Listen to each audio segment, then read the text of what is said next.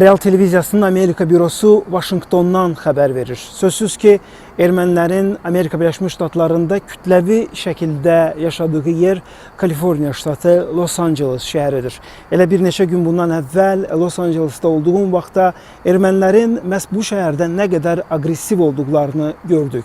Hər addım başı erməni və qondarma artsaq bayraqlarını dalğalandırır və öz yalan informasiyalarını yerli Amerikalılara çatdırmağa davam edirlər. Və ordumuz qələbələr qazandıqca bu aqressivlik daha da artır.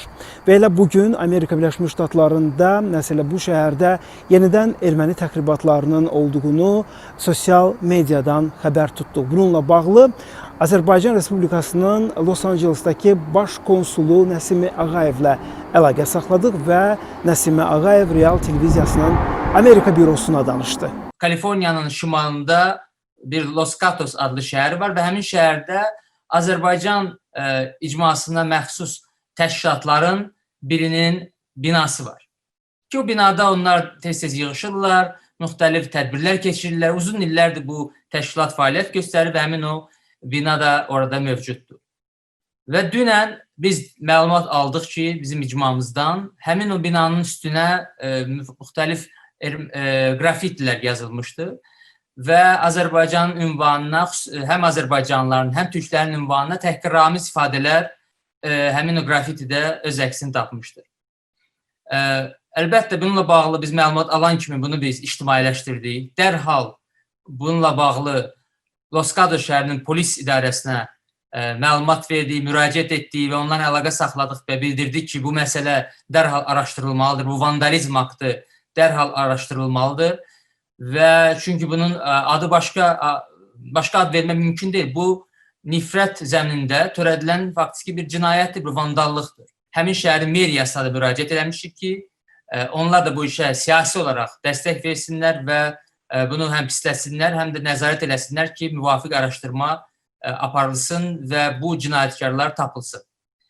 Eyni zamanda Kaliforniyada olan Amerika Yahudi Komitəsinin həmin o San Francisco, yəni Şimali Kaliforniyada yerləşən nümayəndəliyinə müraciət elədik və onlardan xahiş etdik ki, bu məsələyə mövqe bildirsinlər. Çünki bildiyiniz kimi Amerika Yahudi Komitəsi dünyanın ən böyük Yahudi təşkilatlarından biridir və sırf ksenofobiya əleyhinə də fəaliyyətləri mövcuddur. Belə hallar olanda onlar münasibət bildirirlər, öz mövqelərini bildirirlər.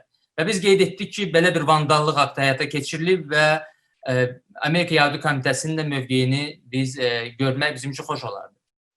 Və elə həmin gün üstündən bir neçə saat keçəndən sonra Amerika Yahudi Komitəsi artıq bəyanat verib bunu pislədi. Azərbaycan icmasına qarşı bu vandallığı pislədi və yerli hüquq mühafizə orqanlarından müvafiq araşdırmanı aparmasını tələb etdi.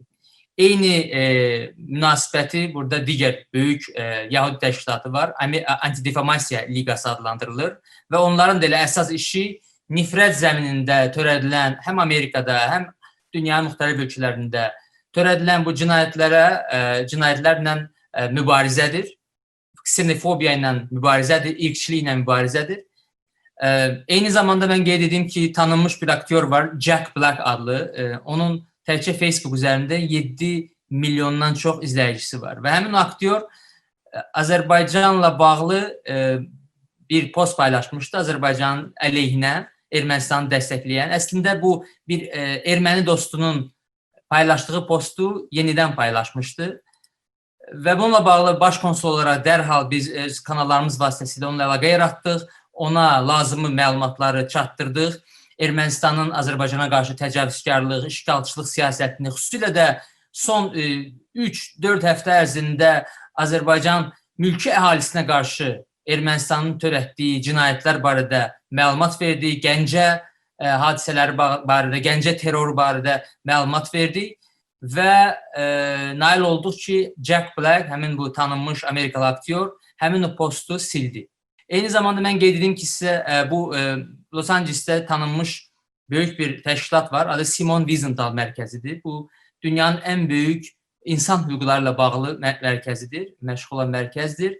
Və həmin mərkəz də bu sırf Gəncə hadisələrindən sonra biz onlara müraciət etdik və onlardan xahiş etdik ki, öz mövqelərini bildirsinlər və həmin mərkəz bu Gəncə terror hadisəsini pislədi və regiondakı dövlətlərin, xüsusilə də Azərbaycanın öz ərazi bütövlüyü çərçivəsində, beynəlxalq səviyyədə tanınmış sərhədlər çərçivəsində yaşamaq hüququnun olduğunu bir daha bəyan elədi. Və eyni zamanda icma üzvlərimizdən də ricamız odur ki, ehtiyatlı olsunlar, təmkinli olsunlar, hər hansı aksiyalardan uzaq dursunlar, yəni xüsusilə də küçədə keçirilən aksiyalardan uzaq dursunlar və yenə də bütün bu erməni yalanlarını ifşa etmək üçün apardığımız mübarizəni digər müstəvilərdə aparmaqda davam edək. Sosial şəbəkələr vasitəsilə, müxtəlif media strukturlarına, siyasi xadimlərə çıxmaq vasitəsilə, onlarla əlaqə yaratmaq vasitəsilə bu mübarizəmizi davam etdirək.